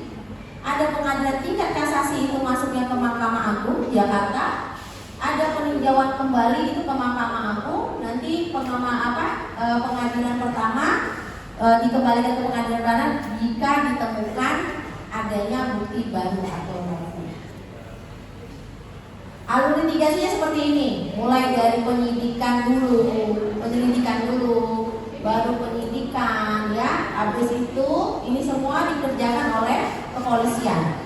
Setelah sudah penyidikan, dikumpulkan bukti, masuklah ke P19 untuk ke jaksanya, ke penuntutan. Kalau penuntutan nanti nggak P21 maka nggak P21 ya balik ya, aku lupa istilahnya. P21 kembali ya ke polisi. Kalau dia P22 berarti masuk ke pengadilan. Kalau di proses pengadilan, persidangan, nanti pengadilan yang berwenang. Apakah itu pengadilan negeri atau pengadilan hubungan industrial, tergantung kasusnya. Terus masuk kalau misalnya di tingkat pertama tidak selesai, maka ada upaya banding. Jadi kita bisa berupaya untuk melakukan banding. Misalnya putusannya itu tidak sesuai dengan yang diharapkan, karena kita sudah mengeluarkan bukti-bukti yang ada misalnya. Selanjutnya, apabila banding juga selesai, maka akan ada proses kasasi. Dan kalau proses kasasi juga nggak selesai, akan ditinjau kembali apabila menemukan bukti-bukti baru. Itu untuk di tingkat alur pidana. Kalau di perdata, mulai kita mengajukan permohonan, yaitu gugatan. Setelah ada gugatan, maka akan ada dilakukan mediasi antara kedua belah pihak. Selanjutnya akan diproses di persidangan. Itu prosesnya bisa sampai 8 kali persidangan. Terus nanti kalau hasil putusannya tidak menurut kita tidak sesuai dengan apa yang kita inginkan, balik lagi banding, kasasi, peninjauan kembali. Setelah peninjauan kembali, akhirnya bisa dieksekusi. Jadi kalau belum diputuskan secara berkekuatan hukum tetap, tidak akan bisa dieksekusi. Lanjut, tata usaha negara. Tata usaha negara ini kalau ada sebuah kebijakan, maka kita akan masukkan ke administrasinya dulu. Ya, kita mohonkan, nanti dilihat, masukkan gugatan. Setelah di gugatan, poinnya masuk ke rapat dulu. Ya, ada rapat wawancaranya, ya, rapat musyawarahnya dari pengadilan, apakah ini bisa diterima berdasarkan bukti-bukti, ya. Setelah itu baru ada rapat dari persiapan. Habis rapat persiapan merasa ini layak, maka ini masuk kepada proses persidangan. Setelah persidangan balik lagi, kalau putusan hasilnya juga tidak sesuai, maka akan ada upaya banding, kasasi, dan terakhir adalah peninjauan kembali. Lanjut, alur litigasi hubungan industrial. Jadi ini ke bipartit dulu, ya, nanti baru dilakukan mediasi. Setelah mediasi tidak tercapai, baru masuk ke proses pembacaan gugatan dan selanjutnya, baru persidangan, kasasi, peninjauan kembali, baru setelah selesai akan terjadi eksekusi. Kalau itu putusannya berkekuatan hukum tetap. Siapa yang bisa berlitigasi? Bisa korbannya, ya, bisa kerabatnya, tergantung kasus ya ini ya. Bisa advokat selaku kuasa hukum, bisa juga pengurus serikat, bisa badan hukum. Kalau tadi kasusnya hubungan industrial itu bisa langsung ke orangnya, ya. Lanjut, persiapan litigasi yang penting adalah tadi identifikasi masalahnya dulu, kronologisnya, ceritanya, peristiwa hukumnya, tindakan hukumnya, peristiwa kejadiannya, itu dulu. Nah, Nanti habis itu siapkan bukti-buktinya. Apakah itu buktinya adalah bukti tertulis? Apakah itu ada saksi? Ya, apakah itu ada ahli, foto, data kerugian dan lain-lain berkaitan dengan kasus. Selanjutnya sumber hukumnya bisa dari undang-undang, kita sudah lihat peraturannya. Apakah itu undang-undang dasar, undang-undang yang berkaitan dengan hukumnya apa? Misalnya kalau lingkungan, undang-undang lingkungannya apa? Kalau misalnya tergantung kasusnya apa, ya undang-undang HAM misalnya dan sebagainya. Pendapat hukum, analisa hukum, ya rancangan gugatan pledoi ini dibantu oleh biasanya orang-orang yang sudah belajar hukum. Ya, jadi orang belajar hukum nggak harus sekarang hukum. Kalau dia sudah ikut pelatihan dasar, paralegal, ada lanjutan sampai di tingkat terakhir, maka bisa melakukan hal yang seperti ini. Lanjut, ini isi gugatannya. Lanjut, ini nggak usah saya baca. Dukungan litigasi. Nah, saat litigasi yang paling diupayakan adalah kampanye, dukungan kita masyarakat. Makanya kalau pas sidang serentak kita mengikuti kan, duduk, ya kan, buat aksi yang, ya kan, ngumpul, jadi nggak ribut, tapi itu udah terpaksa makanya. Oke, terus monitoring, kita pantau, kita duduk diam, kita lihat itu kasusnya. Kalau kita duga nih ada permainan, maka kita buat surat ke KY, minta untuk dilihat, minta untuk dipantau oleh KY. Proses persidangan ada dugaan bahwa kita mencurigai ada mal di dalamnya, ada kecurangan, ada hakim dan sebagainya, ada kekhawatiran. Terus amicus curiae ini biasanya pendapat amicus curiae itu sahabat keadilan. Biasanya ini diminta ke teman-teman lembaga untuk membuat analisisnya, pendapatnya untuk menguatkan kasus kita. Terus mobilisasi tokoh, cari tokoh-tokoh yang mendukung kita, mendukung kasus-kasus kita, ya. Terus eksaminasi putusan, langkah hukum non litigasi. Lanjut, tetap ini yang harus diingat. Advokasi litigasi itu adalah benteng terakhir. Ya, jadi kalau misalnya itu benteng terakhir, apa yang selanjutnya yang kita lakukan? Yang kita lakukan adalah advokasi non litigasi. Apa itu non litigasi? Advokasi non litigasi, upaya memperjuangkan hak, keadilan dan kepentingan masyarakat itu kita. Oke, dilakukan tanpa melalui proses pengadilan. Lain halnya pakai melalui pengadilan. Ya, kita tanpa pengadilan.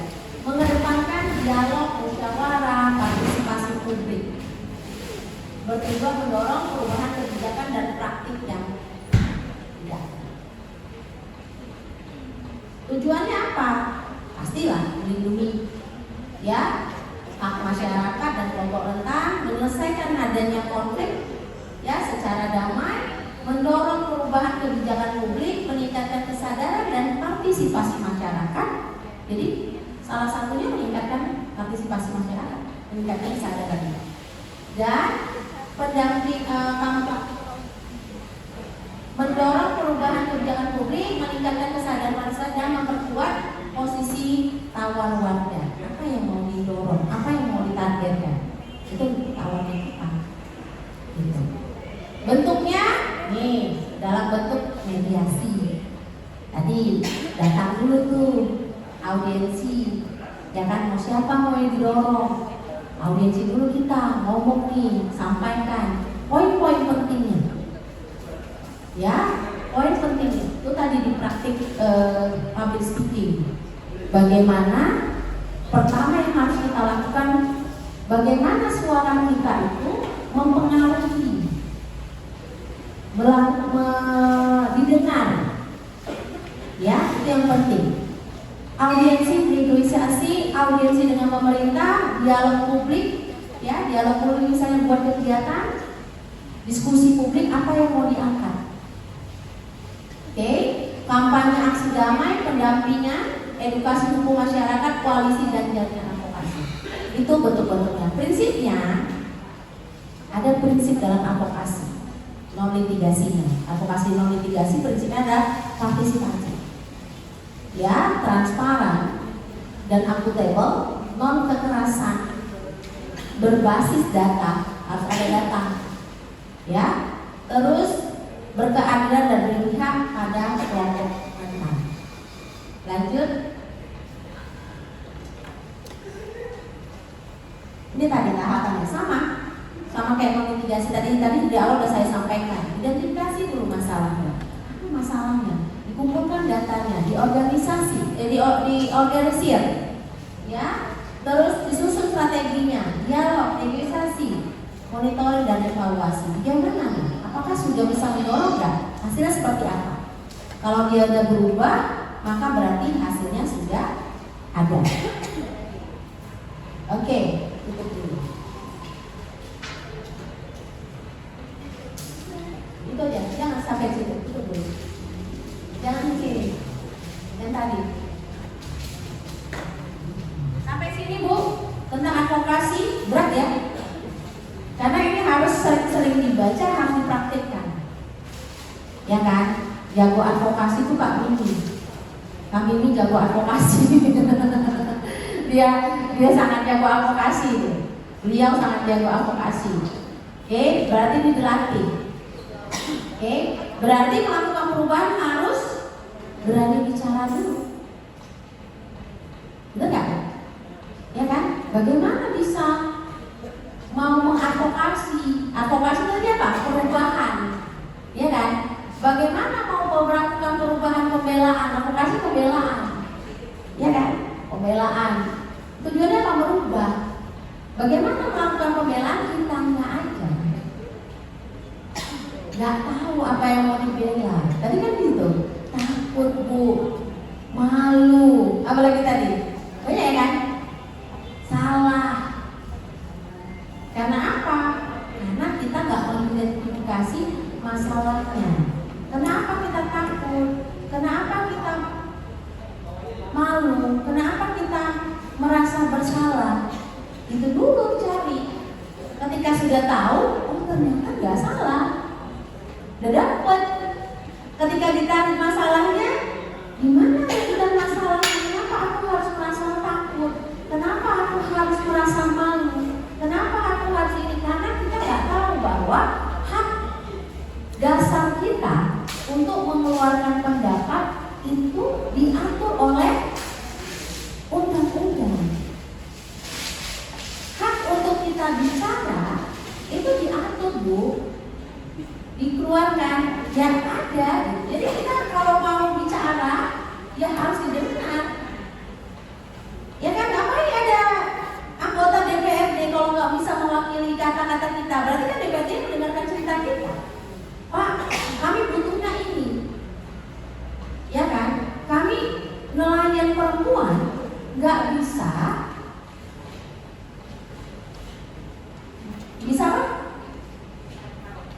Nggak bisa apa namanya? Nggak bisa melaut karena ombak.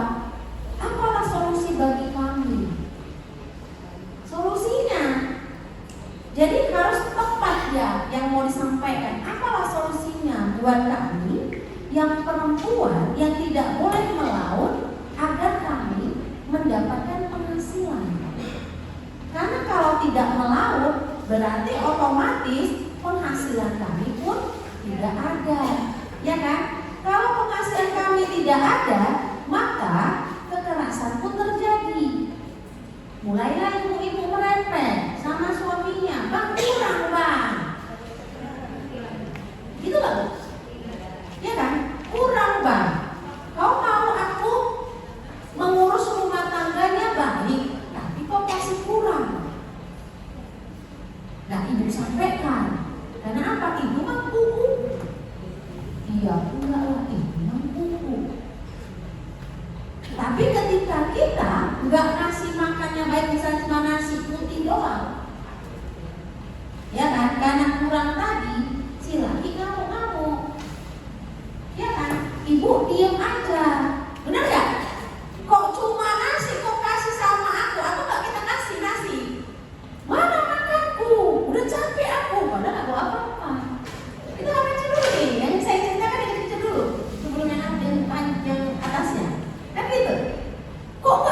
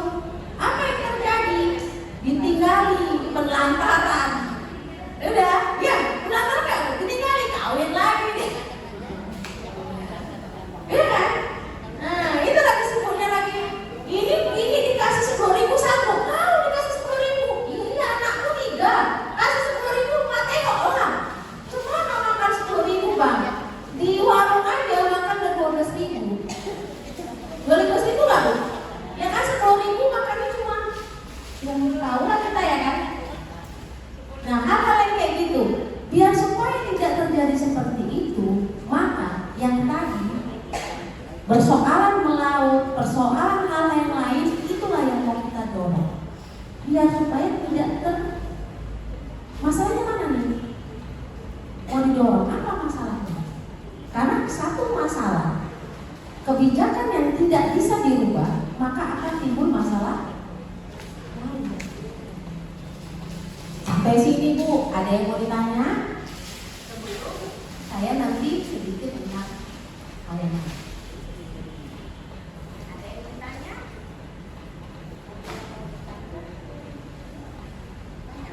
Kalau advokasi sama public speaking bicaranya harus latihan Bu. Kalau latihannya udah sering, cakap-cakapnya udah sering, sudah. Awalnya cakapnya misalnya asal ngomong aja, karena sering-sering asal, lama-lama kita mulai memperbaiki. Oh kayaknya besok nggak kayak gini cara saya ngomong. Besok cara saya ngomong harusnya begini. Makanya ngomong itu harus bicara, tapi bukan di sini. Bicaranya harus di publik. Bukan bicara di sesama teman, nggak terlatih dia. Tapi bicara di publik misalnya berpendapat, Bu saya mau tanya, mungkin saya nggak tahu cara mengucapkan, ngomong aja. Masalah pandai nggak pandai, yang dengar ini akan menyesuaikan. Nanya lagi, Bu yang ibu maksud gimana? Coba bisa nggak diulang lagi? Maka akan terlatih dia. Oh bertanya lagi. Tapi kalau kita nggak melatih dengan pertanyaan kita, atau kita nggak melatih dengan apa yang mau kita ucapkan, ya nggak bisa. Makanya harus ada latihan. Kayak ibu tadi lah ditanya, yang tadi ngomong, Bu, kayak mana Bu di rumah? Iya, pandai-pandai. Ibu tuh udah pandai ngomong, cuma hanya nyeletuk aja, dia udah bisa. Masih nyeletuk, masih ditanya. Nanti besok-besok dia udah nggak bisa nyeletuk lagi, udah bisa tersusun ya kata-katanya, ya kan Kak? Makanya ahlinya nih, ahli berbicara. Jadi kayak saya Bu, saya dulu nggak bisa bicara di depan publik. Kalau saya dulu ngomong, saya tuh ngomongnya itu dulu asal ngomong aja Bu, sampai saya itu dianggap si Bu ini ngomongnya kok nggak teratur ya. Saya nggak peduli. Yang penting pada saat itu saya ngomong aja dulu. Besok saya diundang lagi, disuruh ngomong lagi, saya pakai catatan. Ya kan? Masih juga salah. Besok saya ngomong lagi. Oke? Mulai saya buat penyuluhan hukum. Bercakap-cakaplah saya sama ibu-ibu. Entah apa yang saya ceritakan. Ya kan? Pengalaman siapa? Pengalaman perempuan yang saya dengar. Saya ceritakan di publik. Nah, mulai saya dengar ceritakan. Bu, iya kan Bu, pengalaman kita perempuan kayak tadi kan, ya kan? Adalah perempuan harus begini, laki-lakinya begini, kan itu pengalaman. Besok saya perbaiki lagi, saya baca. Kenapa ya banyak pengalaman perempuan itu saya dengar dan pengalaman laki-laki saya dengar ada apa? Saya baca. Oh ternyata undang-undang sudah mengatur ini dari dulu. Berarti banyak bahan bacaan kan? Dan terus saya ketemu sama orang lagi, bicara lagi, diskusi, dapat temuan baru lagi. Benar nggak yang dia sampaikan tadi, yang hoak-hoak tadi? Katanya kan? Katanya Ustadz begini. Oh betul nggak yang kata Ustadz? Yang macam itu yang ibu bilang kasus yang harus melayani suami itu bahasan hari-hari. Bahasan hari-hari itu. Saya sampai dengar kajian Ustadz Basamala. Ustadz Basamala itu mengatakan memang benar melayani suami, tapi ada poin-poinnya. Pada saat kapan? Ya kan? Kalau kita mau lihat sejarahnya lagi, Rasulullah ketika pulang ke rumah, kan pekerjaan laki-laki itu sebenarnya di rumah. Masuk dalam arti apa? Lihat anak, lihat istri, bimbing dia. Bagaimana istrinya membimbing anaknya. Oke, butuh nafkah dia keluar, hiburan, cari, karena nggak mungkin di rumah saja, harus keluar. Oke, begitu pulang lihat anak udah makan, bagaimana belajarnya, bagaimana ini. Itu perempuan hanya mengawasi, meladeni suaminya bagaimana. Itu suaminya lihat wajah begininya. Makanya Rasulullah kan ada nih, ditanya gimana hari ini. Dia memastikan suasana hati istrinya. Begitu nggak Rasulullah? Bercanda sama nggak dapat kok, karena nggak mau cari tahu bagaimana caranya. Itu tadi kata kita nggak belajar katanya, kita hanya belajar katanya. Ustadznya pun pas waktu menyampaikan habis waktunya, ya kan? Sampaikan satu tema tapi cuma 1 jam. Ketika disampaikan belum tuntas dia menyampaikan, untuk selesai pulang, ibu mau pulang karena mau nyuci mau apa, nggak selesai kajiannya. Besok ketemu lagi dengan ustadz yang lain, bukan nyambung ustadz yang sama, membahas hal yang sama sampai tuntas. Namanya kajian, namanya belajar. Sehingga karena separuh yang didapat dan kita nggak mencari tahu, dan kita nggak mencari tahu-tahu lagi sama ustadz-ustadz yang lain, karena ustadz tersebut udah nggak membahas itu, ustadz yang baru lagi ya kita tanya, ustadz yang ustadz sampaikan ini itu bagaimana dalilnya, bagaimana kisahnya, bagaimana ini dulu Rasulullah melakukannya, ada nggak? Akhirnya katanya bahwa kalau kamu nggak melayani suami maka berdosa. Padahal kalimatnya yang dikatakan berdosa itu pada saat kapan? Itu dari kata-katanya, dan itu nggak nyampe, sehingga kita berasumsi bahwa kalau nggak melayani suami, mau dalam keadaan apapun, berarti kita berdosa. We are the revelry, we are the dreamers. We dance through the night in our bones, we can feel it. Aiming for the stars against the sky. When we are together, we are bright. We'll light up. We've been waiting for this moment to come. We were made for this adventure, we feel it in our blood. We'll light up. Eyes open wide and the world is before us. We are the sound of a beautiful chorus.